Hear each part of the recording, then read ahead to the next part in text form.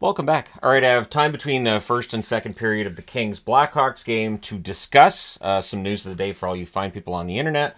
I'm wearing my new Ducks jersey, even though the Ducks don't have any news today, because anyways, it's one of my favorite designs I've seen. It's like a team went, I think we know what THG likes. Here you go. So Anaheim. This has been my theory for a long time that they're trying to brainwash me into being a Ducks fan, and I'm not falling for it. Not.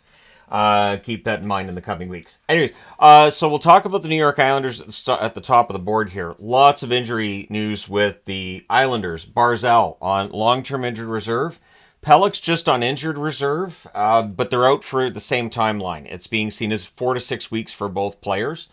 It does free up some cap space for the Islanders. I don't know that they're going to use that at this point in time because that again accrues during the season, all that fun stuff. Not a capologist at all, so not getting into that. Riley and Romanov are also out day to day. So if you're counting, that's 3 of their top 6 defensemen out from the same game. Romanov was out in that game too, right? Like he wasn't in that game. He was injured before that game. Basically, the Islanders' defense is injured. So hopefully you don't have a bunch of them. Except Dobson. Hopefully you don't have a bunch of them in your fantasy. And other than Dobson, I don't know that they're fantasy significant. Hutton and Bolduc called up today. So we'll see them in the lineup. We'll see how the Islanders do without Barzal and without Pellick. But I mean, they won last night over Buffalo. So they can still eke out some wins here and there. As seen earlier today, Thomas Nosek off LTIR. We're calling him Nosek again, right? Because he went to Vegas, he became Nosek, and then Nosek was his name during his run in Boston for the most part. That's what most people. Now it's back to Nosek. And it was Nosek before he went to Vegas. Giles gets sent to the AHL with Nosek coming back, and he had a nice assist today too. I also want to correct something yesterday. The Foreman lawsuit, he's suing his former agent. I have no idea why I said lawyer. I have no idea why I thought lawyer. He's suing his former agent. And again, not feeling like his former agent stood up for him enough and, advised him well and all this fun stuff. Again, I don't know that lawsuit is going to be successful. We shall see. Flyers note here, and this was, again, after their last game, not today's game. An article on Tortorella benching Michkov for a few shifts during a first period. This is going to be news during the season. My advice to people is always take this with a grain of salt because since it's John Tortorella on one side as the coach, people know everybody has an opinion on Tortorella, whether they love him or hate him. Michkov is one of the favorites, right, to win the Calder Trophy this year. So if both of them are seemingly at odds, and I'm saying seemingly because it doesn't sound like they were at odds at all, that's going to get a lot of press. And so Tortorella, of course, we know always gives the press sound bites. And honestly, he just basically said it was a teaching moment, and it was a mistake that Michkov made, and they don't want to see those mistakes, which I think is fine. I think that, handling these young players with kid gloves doesn't make much sense. You treat them the same as everybody else, and you expect the same things from them you do of the veterans. I think that's good. And again, it's because the name's involved. Now, for anybody who didn't watch my review of the early games, Sam Ersson left the game today with an injury. I'm going to go ahead and say lower body injury, although I haven't seen an update on that at this point. I think they should go with Kolosov in the meantime. If Ersson misses some games, but again, I haven't heard that as of yet. We shall see. Canucks news today. So Dakota Joshua returned to the ice yesterday. It sounds like he's progressing towards a return. And today the Vancouver Canucks have waived Nils Aman. I don't know if Aman's going to clear. I got to be honest. I think Aman is he's a young player. He's a decent fourth line option. I would not be surprised to see a team take him on waivers. And so I'm kind of holding my breath a little bit on this because I'd love to see him back down in Abbotsford. I think they could use him up front, so hopefully he clears tomorrow. Matt Rempe sent back to the AHL, so he's been kind of on that yo-yo so far this year of down, brought up, down, brought up. Now he's back down. VC is returning tomorrow. I put likely and then looked it up, and yeah, he's been activated off LTIR, so Jimmy VC coming back to the lineup. Again, you want Rempe to get into games. You want him playing.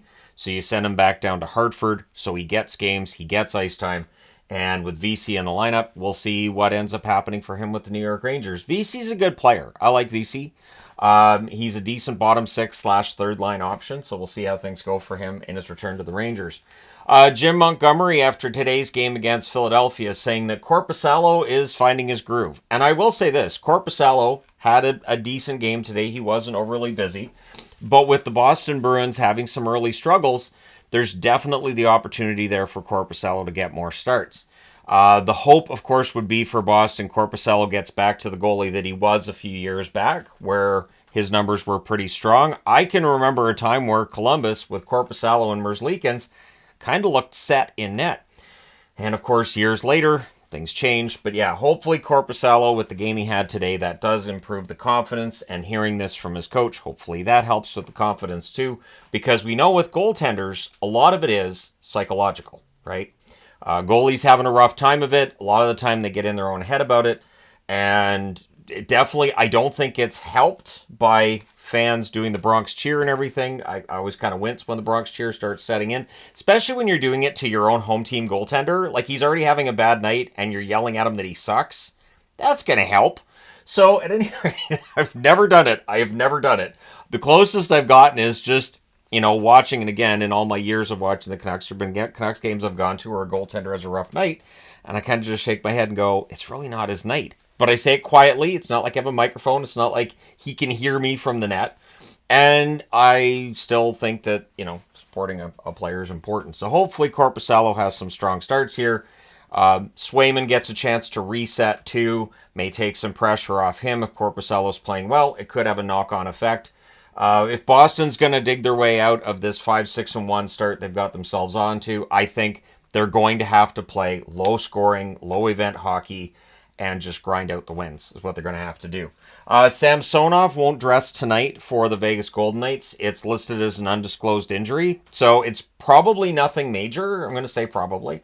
So Aiden Hill gets to start tonight, and we'll see how things go for the Vegas Golden Knights. But yeah, Samsonov will not be playing that game.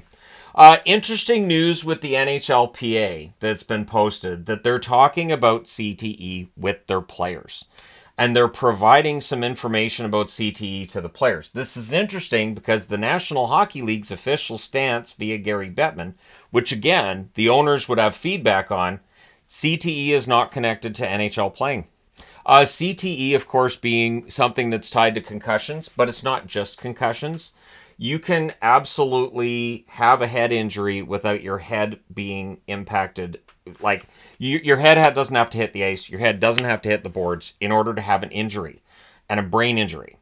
And so players being told about scientific breakthroughs and being told more about CTE and how to understand it makes a lot of sense, because there's a lot of veteran players, alumni, I should say, that we know have dealt with CTE. There's been a lot of discussions of this over the years. The NFL having their own issues with CTE over the years and fighting it, finally admitting it. And then I've read articles about how difficult it is for NFL players to get paid out on CTE injuries. So, or I guess the CTE being a condition. I don't want to say just injury because that makes it sound like it heals up, and CTE, not really one of those things. So it is interesting the NHLPA is talking about it with their players. So if you want to look at something with the next CBA, right? So if you're one of those people who believes, there's going to be something to cause a fight between the union and the NHL, I don't think this is going to be it.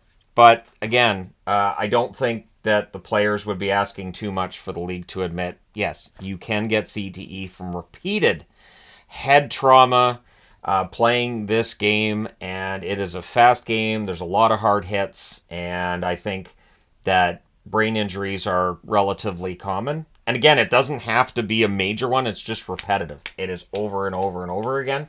So I agree with the NHLPA bringing this up. I will be interested to see where this goes and where all this information being shared with players about scientific breakthroughs, where it goes from here. So yeah, let me know your thoughts in the comment section below as always. Don't forget to hit like and subscribe in the event that you've not done so already. I might wear the new Kings jersey for a video soon too, because I like that one too. Anyways, thank you guys for all your support as always, and I will talk to you again soon.